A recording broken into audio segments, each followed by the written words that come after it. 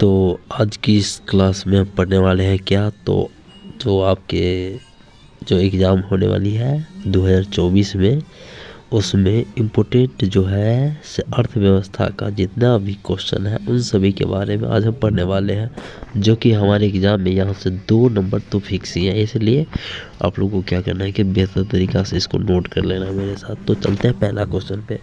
पहला क्वेश्चन ये है कि भारत में किस राज्य की प्रति व्यक्ति आय सर्वाधिक है। तो कौन से राज्य हो जाएगा, तो बिहार, पंजाब, हरियाणा, गोवा। तो इसका आंसर हो जाएगा गोवा, ऑप्शन डी। ठीक है, चलो नेक्स्ट सवाल पे चलते हैं हम।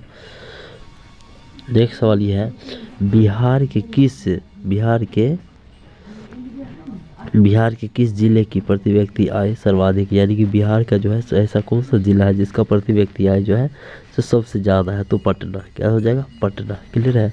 आते हैं नेक्स्ट सवाल पे।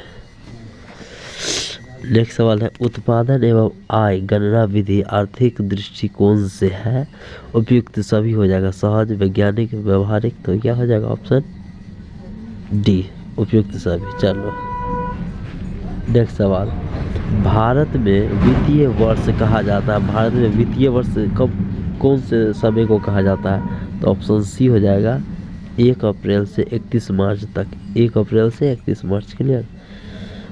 नेक्स्ट सवाल, अगला सवाल है, पूरे भारत में सबसे कम प्रति व्यक्ति आय वाला राज्य कौन सा है। तो ऑप्शन हो जाएगा बी, यानी कि बिहार, जो बीमारू राज्य में आता है गिनती। ठीक है, ओके। चलो आते हैं नेक्स्ट सवाल।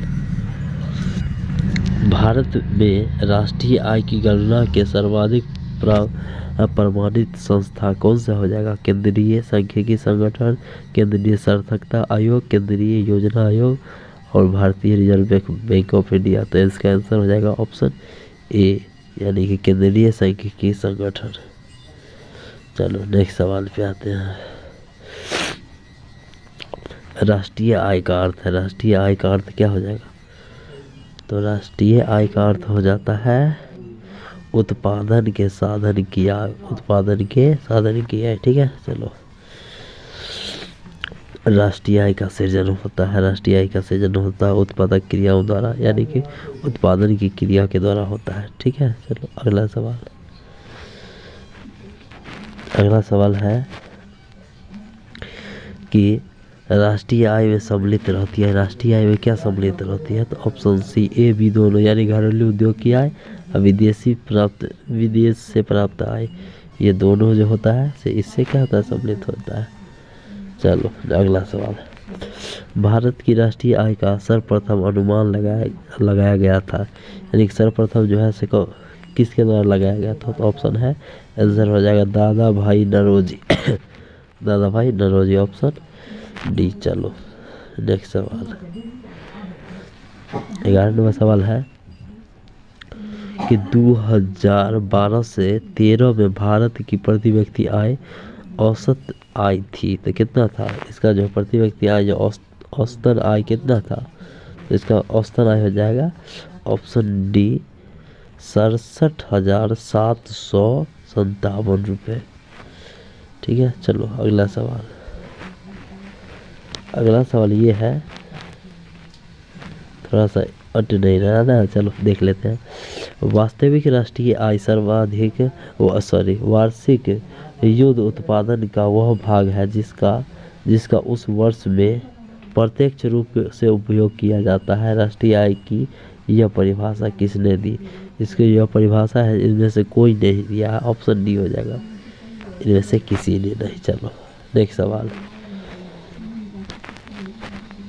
अगला सवाल ये है 13 नंबर कि दादा भाई नौरोजी के अनुसार 1868 में भारत की प्रति व्यक्ति आय वार्षिक आय थी, मतलब कितना था एक वर्ष में इसका जो है आय कितना था।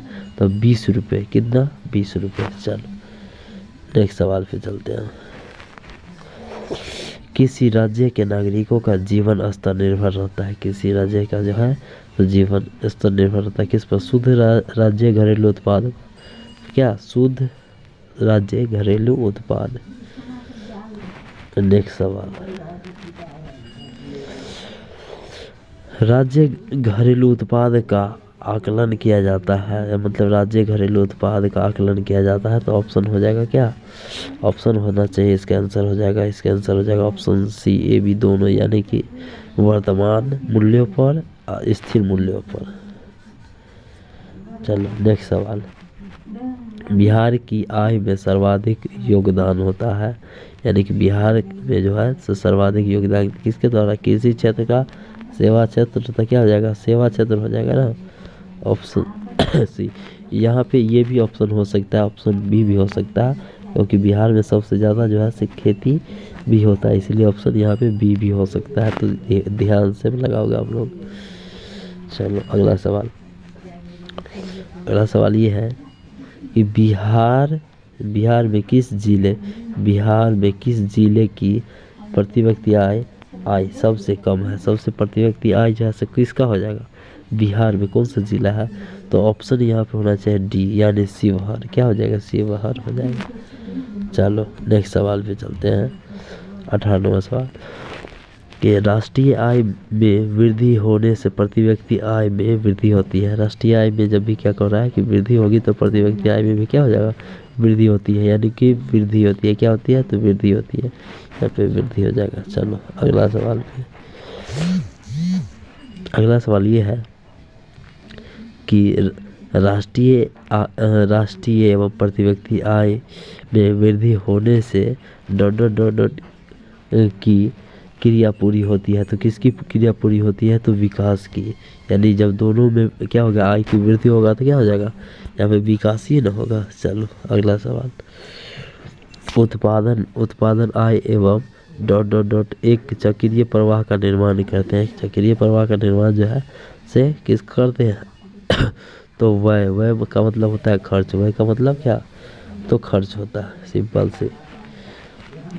चलो ठीक है, तो इसी के साथ क्या होगा कि क्वेश्चन खत्म हो गया, और इसी के साथ विदा लेना चाहेंगे, मिलेंगे अगले वीडियो में, तब तक के लिए बाय बाय।